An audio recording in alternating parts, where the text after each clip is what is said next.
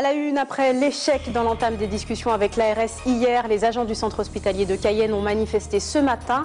À l'appel de l'UTG Santé, ils ont rejoint la préfecture puis sont partis présenter la plateforme de revendication aux élus. Le GEPAR reste mobilisé mais les négociations sont ouvertes. Une délégation de la direction est arrivée hier et un service minimum est assuré pour Air Guyane. Pas d'avancée toutefois après cette première réunion de travail en présence du maire de Matoury et de la DIECT. Et puis à l'approche du second tour de la présidentielle la semaine prochaine, les élus et partis politiques appellent à voter contre le Front National. Le parti d'extrême droite et ses idées est vu comme une menace, ils disent. Pourquoi dans cette édition?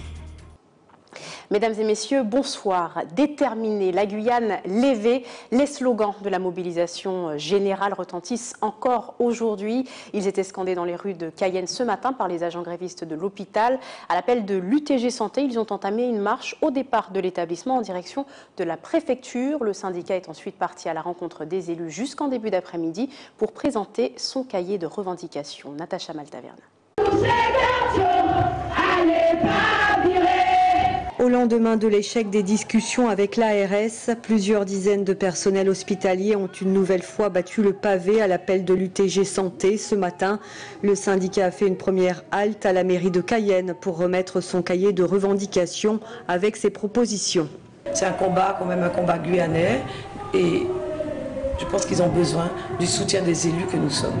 Donc moi, je n'hésiterai pas, en tout cas, à rencontrer quelqu'un du ministère. Il suffira d'attendre, parce que bon, les élections ont lieu, le gouvernement va être installé, et une fois qu'il va être installé, je verrai avec les autres élus, parce que je ne suis pas toute seule, pourquoi pas mettre en place une délégation qui pourrait se déplacer, puis rencontrer quelqu'un en face qui pourrait nous apporter des éléments de réponse.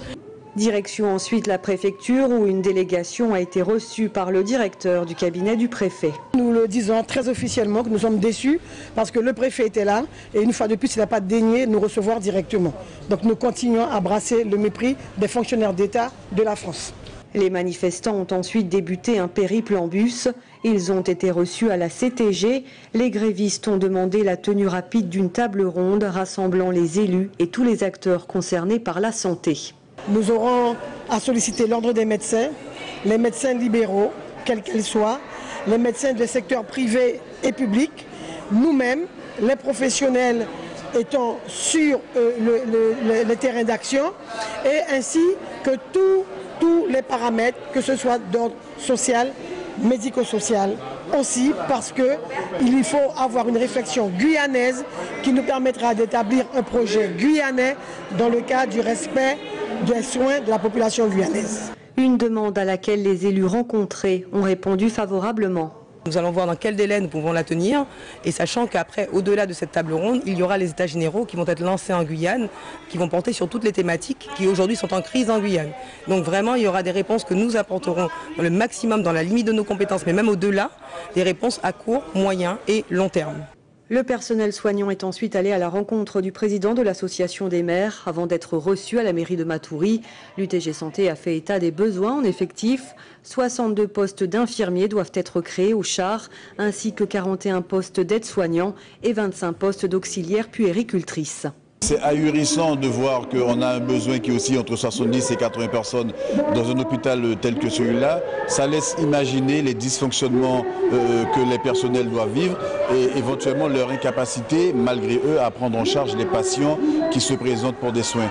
Donc c'est vraiment une situation qui est inacceptable, qui est inadmissible, vis-à-vis de laquelle nous allons tout mettre en œuvre pour que les solutions soient trouvées au plus vite. Afin de sensibiliser la population, l'UTG Santé organise un meeting demain soir à 19 h devant le piquet de grève au char. Un service minimum est assuré entre 8 h et 10 h pour ravitailler les appareils d'Air Guyane. Mais le GEPAR reste en grève. Une délégation de 3 personnes conduite par l'administrateur par intérim est arrivée hier en Guyane. Et les négociations avec le syndicat UTG GEPAR ont finalement débuté ce matin à la mairie de Matoury en présence d'un représentant de la DIECT et du maire. Mais à la mi-journée, toujours aucune percée n'a été effectuée. On écoute à ce propos Frédéric Simonard, délégué syndical.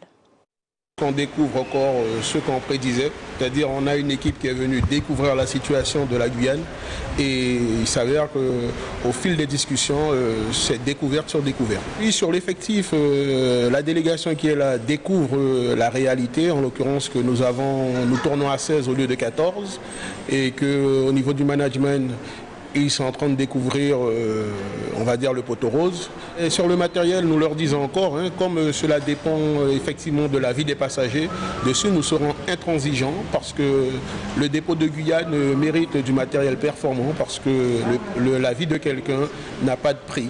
Et nous disons que, à la vue du matériel défectueux que nous avons, on ne peut plus analyser quelles sont les défaillances qui sont déjà nombreuses. Nous disons que nous voulons du neuf afin d'être performants sous les avions parce que cela dépend de la vie humaine. Ils découvrent le contenu du cahier et ils comprennent aujourd'hui l'état de fait, c'est-à-dire pourquoi le cahier était ainsi. Et il s'avère qu'il n'y a aucune solution pour l'heure. Il y a une analyse du cahier et des éléments que nous transmettons. Et à l'heure où je vous parle, rien n'est encore décidé. Et la délégation a quant à elle tenu à ne pas s'exprimer tant qu'une sortie de crise n'aura pas été envisagée. Toujours aucune reprise des négociations au sens strict dans le conflit d'EDF, mais le plan d'austérité ne sera pas appliqué en Guyane. C'est en tout cas ce que propose la direction dans un protocole de fin de conflit transmis aux manifestants. Et dans le même temps, une procédure en référé intentée par cette direction pour entrave à la circulation sur les sites de la société suit son cours. Le jugement devrait d'ailleurs être connu demain. Ne souhaitant pas s'exprimer face à la caméra, le responsable de cabinet du directeur a répondu par téléphone aux questions d'Ayodelie Germa. C'est vrai que depuis quelques jours, nous assistons à un durcissement du conflit avec l'occupation par les grévistes de sites stratégiques comme nos dispatching ou notre centrale de dégradé Cannes, mais aussi par des coupures volontaires d'électricité. Je rappelle qu'hier, 7100 clients ont été privés d'électricité. Et c'est vrai que je ne reconnais pas dans ces actes l'esprit de service public qui anime la majorité des salariés d'EDF aujourd'hui. Alors, de plus, ces actes font courir des risques à nos clients, des risques aux biens et aux personnes. Et c'est pour ça que l'EDF a engagé une procédure judiciaire dans le but de libérer les sites afin que nous puissions garantir l'alimentation électrique de nos clients en toute sécurité. Et il n'y a pas du tout de plan d'austérité en Guyane, c'est tout le contraire. C'est-à-dire que l'EDF ici, sur ce territoire, a un formidable projet d'investissement pour la Guyane. Nous allons investir effectivement dans le cadre de la PPE qui a donné le go, nous allons investir 800 millions d'euros d'ici 2023. C'est un triplement de nos investissements. Nous allons construire même une centrale sur l'île de Cayenne. C'est le plus gros investissement depuis le barrage de Petit Saut. Et c'est vrai que pour ce faire, nous avons besoin de tous les salariés pour le mettre en œuvre. Nous avons besoin de tous nos partenaires guyanais pour le mettre en œuvre. C'est une très très belle opportunité pour nos clients, pour le territoire, pour nos salariés. Je dirais sur le terrain, les effectifs, je le répète, sont adaptés à nos besoins pour assurer nos missions. Et notez qu'un barrage a été installé ce matin à l'approche du pont d'Irakubo, un barrage filtrant installé donc à l'initiative du collectif À Nous-mêmes qu'est Nous-mêmes en soutien aux grévistes de l'UTG Éclairage et de l'UTG Santé. Autre blocage solidaire peut-être à venir au port de dégradé Cannes. Les représentants UTG et CDTG-CFDT de la plateforme ont annoncé leur intention de passer à l'acte mardi si les dirigeants du char, du GEPAR et d'EDF ne parviennent pas à avancer sur les demandes des grévistes. L'occasion également pour eux de rappeler leurs propres revendications. Écoutez plutôt les explications recueillies par Charlotte Fleury. Nous sommes avant tout des travailleurs, des citoyens guyanais. Nous sommes aussi interpellés par la question de santé, par la question énergétique, par aussi ce qui arrive à nos camarades du GEPAR, parce que je rappelle simplement que les camarades du GEPAR, ils ne demandent pas d'augmentation de salaire. Ils sont un peu comme nos camarades d'EDF ainsi que nos camarades de la santé. Ils demandent simplement des améliorations dans leurs conditions de travail, afin que le travail se passe beaucoup mieux. On constate que ça fait pratiquement un mois qu'ils ne sont pas entendus. Donc nous disons, la zone de dégradé Cannes, la zone portuaire, en tout cas la plateforme portuaire de dégradé Cannes, que nous avons suffisamment de force dans cette plateforme pour dire que si mardi les choses ne sont pas réglées, nous allons aussi rentrer dans un mouvement en solidarité par rapport à nos camarades d'EDF, de la santé et du Gépard, et donc nous allons tout simplement bloquer le port. Je pense que, en tout cas, la population comprendra, parce que nous, on distingue bien ce qui s'est passé récemment avec un collectif où il y avait toutes sortes d'organisations. Là, on parle de syndicalisme pur. On a une plateforme représentative où on ne laisse aucune place au patronat. Et c'est bien pour ça que, dans notre logique, on sait que ceux qui détiennent les clés du char, du Gépard, ainsi que EDF, c'est bien leur patron. Et nous, on a le sentiment qu'il y a un pourrissement de la situation qui est volontaire. Allez, un peu de recul sur l'actualité avec notre invitée ce soir, Isabelle Ider, maître de conférence en anthropologie à l'Université de Guyane. Bonsoir. Bonsoir. Merci d'avoir accepté notre invitation. Merci d'être avec nous. Un peu plus d'un mois après votre premier passage dans ce journal, c'était le 23 mars. Et c'était dans les premiers jours de la vaste mobilisation qu'a connue ensuite la Guyane. Aujourd'hui, le mouvement est bien fini sur un protocole d'accord. Est-ce que vous vous attendiez à une telle issue et dans un tel délai? Est-ce qu'on peut dire qu'il est vraiment fini? On a plutôt l'impression qu'il a pris une autre forme, parce qu'on voit bien que d'autres grèves perdurent aujourd'hui et que les débats se poursuivent sur les réseaux sociaux.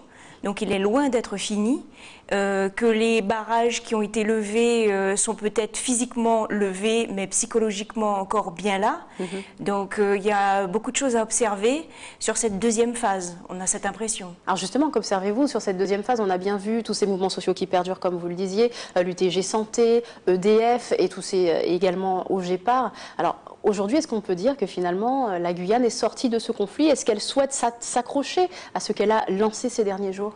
Oui, quelle conclusion on peut en tirer? C'est que surtout il y a cette volonté de poursuivre le débat, parce qu'il a été amorcé, il a été initié, cette volonté d'échanger, de discuter et de mieux faire connaissance aussi avec son pays. Parce que c'est assez impressionnant de voir que tous les aspects de la société étaient traités sur les barrages, il y avait de multiples débats. Donc il y a cette volonté de mieux connaître et de trouver des solutions. Donc elles n'ont pas été apportées par une simple signature du jour au lendemain. Et on sent bien que là, il y a vraiment cette volonté de mieux connaître la situation, d'aller encore plus loin dans les débats et dans les propositions. Comme le dirait Mickaël Mancé, ça n'est que le début. Alors ça n'est que le début. Il faudra aussi qu'on se fixe des objectifs. Parce que ce combat, il peut durer éternellement. On pourrait dire, nos enfants, lorsqu'ils auront 60 ans, peut-être qu'ils verront le bout du tunnel. Donc non, surtout pas. C'est à nous de fixer aussi les objectifs, parce que se battre en permanence, on risque aussi de s'essouffler, et les générations futures qui se lasseraient assez rapidement. Et tout ça n'aurait finalement servi à rien? Exactement. Donc non, ce sont des objectifs maintenant à poursuivre. Qu'est-ce qu'on veut? Voilà, ça c'est l'objectif. 3 grandes dates se dessinent quand même dans l'histoire des mouvements sociaux en Guyane. On pense à 96, on pense 2008 et puis bien sûr 2017. Les Guyanais ne se soulèvent pas souvent finalement, mais quand ils le font, ils tiennent à ce que toutes les revendications soient prises en compte et donc jusqu'au bout. En tant que sociologue, comment expliquez-vous cet élan commun qui a provoqué ce rassemblement de la Guyane? Parce que dans un mouvement social, on est 3. Il y a l'élément A, le premier négociateur, l'élément B, le deuxième négociateur, et l'accord, qui est l'élément C. Lui, il est vraiment extrêmement important. On ne le perd jamais de vue, sinon ça devient face à face et on s'épuise. Donc c'est cet élément C, dans ces 3 dates, qu'est-ce qu'on retrouve? Eh bien, la création du rectorat. Moi, je pourrais même ajouter la création de l'université en 2013, parce que sans la population et la mobilisation, on n'aurait pas obtenu cette université. Ce n'est pas le petit noyau d'universitaires qui s'est battu tout seul. Donc ce sont des éléments importants, c'est l'accord. L'accord, qu'est-ce qu'on veut? Et en 2017, qu'est-ce qu'on a vécu? Une plus grande mobilisation, parce que c'est parti avant tout de l'insécurité. Et sur la question de l'insécurité, c'est pas seulement la question de l'éducation, c'est pas seulement la question des carburants, c'est une question qui touche toute la société guyanaise. Et tous les autres pôles se sont reconnus aussi dans ces revendications, en disant mais nous aussi. Un mouvement, justement, vous commenciez à le décrire, un mouvement global de cette ampleur qui brasse tant de revendications et même différents groupes également ethniques sur un territoire comme celui-ci avec une si riche diversité. C'est exceptionnel, ça ne s'est jamais vu en France. Le terme est souvent revenu dans les débats au fil du mouvement. Est-ce qu'on peut dire que la Guyane a fait peuple en ce mois de mars 2017 ? La Guyane a découvert son histoire, on pourrait dire ça. Parce que si on dit que la Guyane est née le 28 mars, c'est comme si on disait que Christophe Colomb avait découvert l'Amérique et qu'avant il n'y avait personne et quand il est arrivé, il y avait quelqu'un. Non, c'est que la Guyane existait avant ça, mais elle n'en avait pas conscience. Là, beaucoup de personnes étaient extrêmement étonnées de la production artistique, par exemple, disant mais je ne savais pas qu'on avait autant de chanteurs, on a des sculpteurs, mais les dessins sont formidables. Et là on découvre que oui, effectivement, on est riche et on a cette valeur.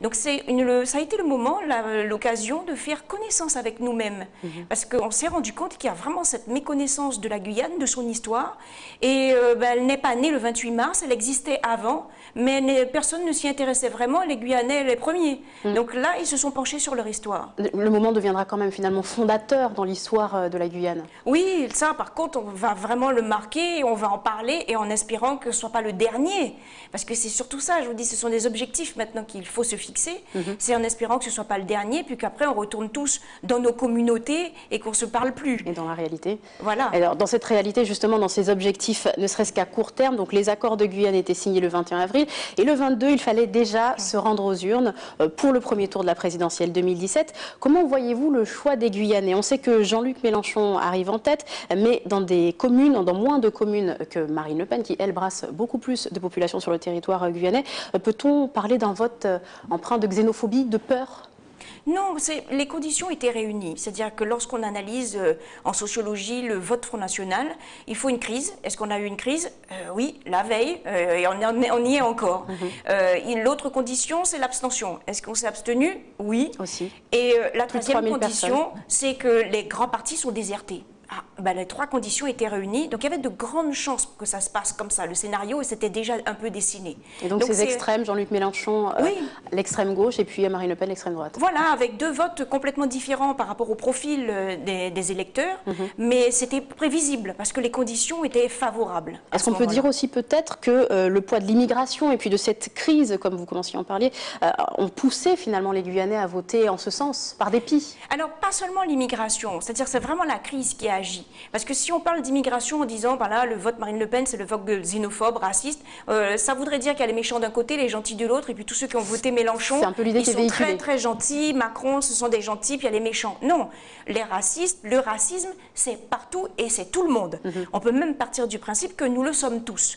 Ce sont les conditions qui sont importantes. Est-ce que les conditions étaient réunies pour qu'une bonne partie de la population guyanaise vote Front National? L'avantage, c'est que ce vote Front National, si les conditions s'inversent, ça veut dire plus de bien-être, de bonheur, de bien vivre, eh bien le vote Front National diminue. C'est lié au bonheur en réalité. Donc pas seulement une question de racisme et de xénophobie comme on voit circuler beaucoup dans les réseaux sociaux. Non, on ne va pas stigmatiser cet électorat. Apportons-lui au contraire des réponses à ces questions parce que c'est un électorat qui est très très inquiet sur l'avenir, sur son avenir à lui, l'avenir de ses enfants. Si on apporte des réponses concrètes, ça rassure. Et les électeurs du Front National diminuent d'autant. Donc c'est à nous justement. Donc il y a bien un enjeu à ce niveau-là. Oui, exactement. C'est l'indice bonheur donc qu'il faudra surveiller. Merci beaucoup Isabelle Ider d'avoir répondu à nos questions. Nous en parlions En Marche d'une part et puis le Front National de l'autre part. Voilà donc cet affrontement qui se jouera dans 8 jours entre Emmanuel Macron et Marine Le Pen. Le scrutin aura lieu samedi 6 mai en Guyane, comme dans 5 autres DOM, le 7 mai dans l'Hexagone. Et chez nous, la majorité des politiques et des élus se dressent pour faire entrave à l'extrême droite. C'est le cas d'Antoine Karam et du secrétaire général de Guyane Écologie, tous deux interrogés par Jonathan Lariot. Moi, je crois qu'il faut penser que les Guyanais, sachant que leur vote n'a pas de poids pour une élection nationale, préfèrent rester chez eux. Mais moi, je leur demande d'aller voter.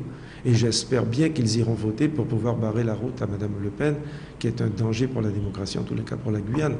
Elle est aux antithèses, aux antipodes de tout ce que nous véhiculons, c'est-à-dire le vivre ensemble, une société plurielle, multiculturelle, et elle est une candidate qui prône l'exclusion et la discrimination, et ça c'est inacceptable. En Guyane, on n'a jamais été habitué à voir le Front National sortir avec un tel score, au contraire, il était même inexistant. Et d'un seul coup, il représente carrément, jeu égal, il sort deuxième sur le département, sur la région. Donc ça nous interpelle. Comme ça interpelle au niveau national de cette progression du Front National qui a des positionnements qui sont plutôt à attiser la haine et à monter les gens les uns contre les autres en mettant le doigt sur telle ou telle communauté plutôt que sur telle autre et en voulant faire porter le chapeau de tous nos déboires à telle ou telle communauté. Mais c'est l'arbre qui cache la forêt. Le Front National n'a pas encore changé dans ses stratégies. On le voit bien encore récemment dans les déclarations qu'il fait à l'occasion de ce deuxième tour. Sa direction lui reproche d'être sorti de son droit de réserve obligatoire et en pleine période électorale. Audrey Pulvar est privée d'antenne par la chaîne info CNews pour avoir signé une pétition contre Marine Le Pen et pour Emmanuel Macron. Une décision prise mardi et qui a suscité depuis la polémique, mais aussi une vague de soutien en faveur de la journaliste. Réaction sur sa terre natale, la Martinique, avec Alizé Lutran et Raphaël René. Audrey Pulvar aurait-elle dû choisir entre ses convictions et la neutralité journalistique ? Elle a le droit de donner son avis en tant qu'être humain, en tant que personne. C'est vrai qu'elle est journaliste, mais elle a le droit de penser ce qu'elle veut. Moi, je trouve ça inadmissible. Ça m'a touchée parce que je me suis dit qu'on a quand même le droit d'expression, on a quand même son opinion à donner. Donc, c'est pas parce qu'elle a donné son avis qu'elle est renvoyée sans défense, sans le temps de se défendre. Donc, je dis que c'est vraiment dommage. En tant que personne, elle a le droit. Et d'ailleurs, c'est tout à fait légitime. Et compte tenu de ses origines aussi, je crois qu'on ne pouvait pas faire différemment. La pointée du doigt, c'est nous faire prendre conscience que nous avons, nous autres, originaires de ces départements d'outre-mer, descendants d'esclaves, que nous avons encore des combats à mener. Je crois que c'est là-dessus qu'il faut insister. Il y a encore, devant ce type de sanctions-là, des combats à mener. Et nous devons la soutenir coûte que coûte. En signant la pétition féministe lancée par la ministre de la Famille, de l'Enfance et des Droits des Femmes, la journaliste s'est attirée les foudres de la direction de la chaîne CNews. Une polémique qui interpelle le journaliste politique Gabriel Gallion. Que CNews la sanctionne au nom de la neutralité du journaliste politique, ça peut paraître légitime, mais moi je note qu'en amont de cette sanction, il y a eu une levée de bouclier du Front National contre la signature d'Audrey Pulvar sur cette pétition. C'est la réaction à cette levée de bouclier du Front National qui, moi, me fait dire que cette sanction peut-être a été télécommandée. Sur son compte Twitter, le vice-président du Front National, Florian Philippot, dénonce, je cite, un mélange des genres et évoque un problème d'impartialité. Pourtant, depuis, de nombreux messages de solidarité et de soutien à la journaliste défilent sur les réseaux sociaux. La sanction prise au nom de la déontologie divise aussi chez les journalistes. Ce n'est pas parce qu'on est journaliste politique qu'on doit ouvrir tout à tout le monde. Il y a le débat républicain. On est avant tout on a des devoirs dans une république, dans un cadre républicain.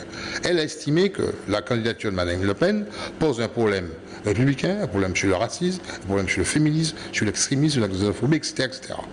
Donc le journaliste se doit peut-être de ne pas signer des pétitions. Peut-être. Mais chacun a sa conscience. Et je crois que c'est ce qui est à respecter avant tout. Audrey Pulvar est suspendue de l'antenne jusqu'au 7 mai prochain. Elle reprendra les commandes de son émission politique Le Grand Rendez-vous après le second tour de la présidentielle. C'est la fin de ce journal. Parmi les principaux titres développés ce soir, après l'échec dans l'entame des discussions avec l'ARS hier, les agents du centre hospitalier ont manifesté ce matin. À l'appel de l'UTG Santé, ils ont rejoint la préfecture puis sont partis présenter leur plateforme de revendication aux élus. Le GEPAR reste mobilisé, mais les négociations sont entamées. Une délégation de la direction est arrivée hier en Guyane et un service minimum est assuré pour Air Guyane. Depuis, pas d'avancée toutefois après cette première réunion de travail en présence du maire et de la DIECT. Et puis à l'approche du second tour de la présidentielle, la semaine prochaine, les élus et partis politiques appellent à voter contre le Front National. Le parti d'extrême droite est vu comme une menace. Antoine Karam et José Gaillou se sont exprimés dans ce journal. Merci d'avoir été avec nous. Ne manquez pas l'information nationale avec nos confrères de TF1. Ce sera juste après votre météo. Excellent week-end à vous. Rendez-vous lundi.